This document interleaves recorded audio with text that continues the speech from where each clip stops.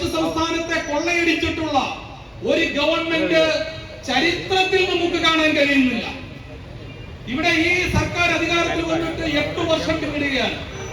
8 വർഷങ്ങൾക്ക് മുമ്പ് ഒന്നാം പിണറായി വിജയന്റെ ഗവൺമെന്റ് അധികാരത്തിൽ വരുന്നതിന് നടന്ന തെരഞ്ഞെടുപ്പിൽ അന്ന് ഇടതുമുന്നണിയും പിണറായി വിജയനും CPM നേതാക്കന്മാരുമാകെ കേരളത്തിലെ ഗ്രാമങ്ങളിലും പട്ടണങ്ങളിലും സകല സ്ഥലങ്ങളിലും നിന്നുകൊണ്ട് ജനങ്ങളോട് പറഞ്ഞത്, ഇടതുപക്ഷ ജനാധിപത്യ മുന്നണി അധികാരത്തിൽ വന്നാൽ കേരളത്തെ സ്വർഗതുല്യമാക്കി മാറ്റുമെന്നാണ് പറഞ്ഞത്. ഇടതുമുന്നണി അധികാരത്തിൽ വന്നാൽ നിത്യോപയോഗ സ്ഥാപനങ്ങൾക്ക് ഇന്നുള്ള വിലയിൽ നിന്ന് 1 രൂപയുടെ വർധനമുണ്ടായില്ല എന്നാണ് പറഞ്ഞത്.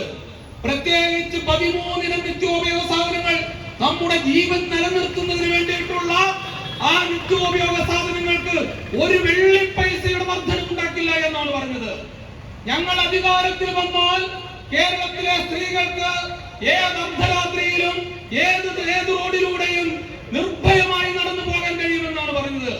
ഞങ്ങൾ അധികാരത്തിൽ വന്നാൽ കേരളത്തിലെ ക്രമസമാധാന നിലയ്ക്ക് പുതിയൊരു അധ്യായം എത്തിച്ചേർക്കുമെന്നാണ് പറഞ്ഞത്. ഞങ്ങൾ അധികാരത്തിൽ വന്നാൽ പോലീസ് സേന നിഷ്പക്ഷമായി പ്രവർത്തിക്കുമെന്നാണ് പറഞ്ഞത്. ഞങ്ങൾ അധികാരത്തിൽ വന്നാൽ വ്യവസായ സ്ഥാപനങ്ങൾ തുടങ്ങുമെന്നാണ് പറഞ്ഞത്. ഞങ്ങൾ അധികാരത്തിൽ വന്നാൽ വിദ്യാഭ്യാസ രംഗത്ത് കാര്യക്ഷമതയുള്ള വിദ്യാഭ്യാസം ഞങ്ങൾ നൽകുമെന്നാണ് പറഞ്ഞത്. ഞങ്ങൾ അധികാരത്തിൽ വന്നാൽ കാർഷിക ഉൽപ്പന്നങ്ങൾക്ക് വലിയ വില, ഇരട്ടി വില നൽകുമെന്നാണ് പറഞ്ഞത്. അങ്ങനെ ഞങ്ങൾ അധികാരത്തിൽ വന്നാൽ, ഇടതുമുന്നണി അധികാരത്തിൽ വന്നാൽ ഞങ്ങൾ കേരളത്തെ വിസ്മയം തീർക്കുമെന്ന് പറഞ്ഞ ആളുകൾ 8 വർഷം പിന്നിടുകയാണ്. കേരളത്തിന്റെ ഇന്നത്തെ സാഹചര്യം എന്താണ്? ഇന്ന് നമ്മളാകെ ഈ സർക്കാരിന്റെ ഭാഗമായി നിൽക്കാത്തവരെല്ലാവരും പരസ്യമായി തെരുവിലിറങ്ങിയും ഭയപ്പെട്ട് രഹസ്യമായും ഈ സർക്കാരിനെതിരെ പ്രതിരോധം സൃഷ്ടിക്കുന്നത് എന്തുകൊണ്ടാണ്? എന്താണ് കേരളത്തിന്റെ ഇന്നത്തെ അവസ്ഥ എന്ന് പറയുന്നത്? കേരളത്തിന്റെ ക്രമസമാധാന ചുമതലയുള്ള, കേരളത്തിലെ ജനങ്ങൾക്ക് ജീവനും സ്വത്തിനും സംരക്ഷണം നൽകേണ്ട സമാധാന ചുമതലയുള്ള ADGP ഏറ്റവും വലിയ മാഫിയ തലവനാണ് എന്ന് പറഞ്ഞത് നമ്മളാരുമല്ല. മാഫിയ തലവനാണ് എന്ന് പറഞ്ഞത് ഇടതുപക്ഷ സഹയാത്രികനായ PV അൻവർ, ഇടത് MLA ആണ് പറഞ്ഞത്. മറുപടി പറയാനായിട്ട് പിണറായി വിജയന് കഴിഞ്ഞിട്ടുണ്ടോ?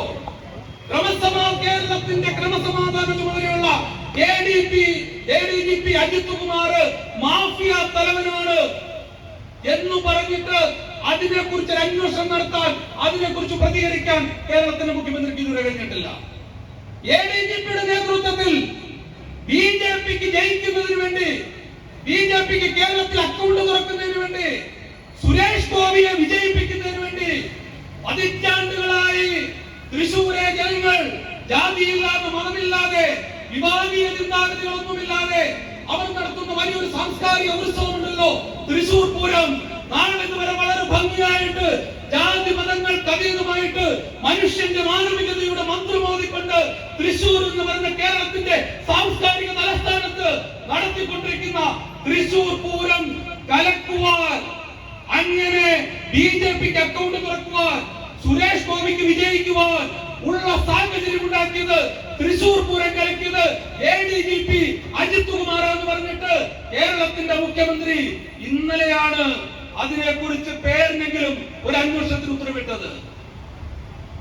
ADGP അജിത് കുമാർ RSS മേധാവിയെ സന്ദർശിച്ചു. PV അൻവർ പറഞ്ഞു RSS മേധാവിയെ സന്ദർശിച്ചു. മറുപടിയില്ലായിരുന്നു പിണറായി വിജയന്. അവസാനം നിൽക്കട്ടലിലാവുന്നപ്പോൾ പറഞ്ഞു RSS മേധാവിയെ സന്ദർശിച്ചതിന്റെ കുഴപ്പം കേരളത്തിലെ ജനങ്ങൾക്ക് അറിയേണ്ട ഒരു കാര്യമുണ്ട്. ഇടതുപക്ഷ സർക്കാരിൽ നിൽക്കുന്ന കേരളത്തിൽ ആ സർക്കാരിന്റെ വിധേയത്വത്തോടുകൂടി പ്രവർത്തിക്കുന്ന ADGP എന്തിനാണ് കേരളത്തിലെ രാജ്യത്തെ RSS നേതാവിനെ കാണാൻ പോയത്? മറുപടി പറയാനായിട്ട് പിണറായി വിജയൻ തയ്യാറാണ്. എന്താണ് ADGPയും RSS നേതാവും തമ്മിലുള്ള ബന്ധം? എന്താണ് ADGPയും RSS നേതാവും തമ്മിൽ സംസാരിച്ചത്? അറിയണ്ടേ? കേരളത്തിലെ ജനങ്ങൾക്ക് അറിയണ്ടേ? അവർ സംസാരിച്ച് എന്താണെന്ന് അറിയണ്ടേ? പിണറായി വിജയൻ മറുപടിയില്ല. ചോദ്യങ്ങൾ ചോദിച്ചുകൊണ്ടേയിരിക്കുന്നു ലക്ഷക്കണക്കിന് ഖണ്ഡങ്ങളിൽ നിന്ന്. ആ ചോദ്യങ്ങൾ പുറത്തേക്ക് വരുമ്പോൾ മറുപടി പറയാൻ കഴിയാതെ പിണറായി വിജയൻ മാധ്യമങ്ങളുടെ മുന്നിൽ നിന്ന് പൊട്ടിച്ചിരിക്കുന്നത് നമ്മൾ കാണുകയുണ്ടായി.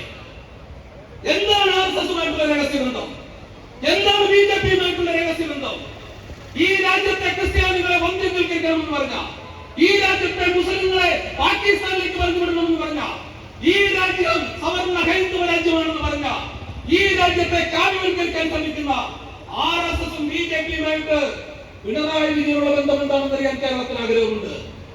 പിണറായി വിജയൻ RSSഉം BJPയുമായിട്ട് ഇന്നു തുടങ്ങിയ ബന്ധമല്ല, 1977 ആരംഭിച്ച ബന്ധമാണ്. CPM-ന്റെ നേതാക്കന്മാർ പരസ്യമായിട്ട് പറഞ്ഞു ഇക്കഴിഞ്ഞ ദിവസം ഞങ്ങൾക്ക് ബന്ധമുണ്ട്. CPM-ന്റെ നേതാക്കന്മാർ പറയുന്നു ഞങ്ങൾക്ക് ബന്ധമുണ്ട്. RSS നേതാക്കന്മാർ പറയുന്നു ഞങ്ങൾ പല കാര്യങ്ങളും ഒന്നിച്ചാണ്. കഴിഞ്ഞ അസംബ്ലി തെരഞ്ഞെടുപ്പിൽ കേരളത്തിൽ 40 സീറ്റുകളിൽ ഞങ്ങളും CPM-ഉം തമ്മിൽ ധാരണയുണ്ടായിരുന്നു എന്ന് പറഞ്ഞത് BJPയുടെ നേതാക്കന്മാരാണ്. എന്നിട്ട് CPM പറയുന്നത് എന്താ? അവരാണ് ഈ രാജ്യത്തെ മതേതരത്വത്തിന്റെ കാവൽക്കാർ. ആ മതേതരത്വത്തിന്റെ കാവൽക്കാരോട് ഞങ്ങൾ ചോദിക്കുന്നു, എന്തിനാണ് RSSകാരെ നേതാവിനെ കാണുന്നത്? എന്തിനാണ് BJP നേതാക്കന്മാരെ കാണുന്നത്? 1977 നിങ്ങൾ ആരംഭിച്ച BJP ബാന്ധവം ഇന്ന് രഹസ്യമായും പരസ്യമായും മറഞ്ഞേക്ക് പുറത്തു വന്നുകൊണ്ടിരിക്കുന്നു. നിങ്ങളെ തുടരുക തന്നെയാണ്.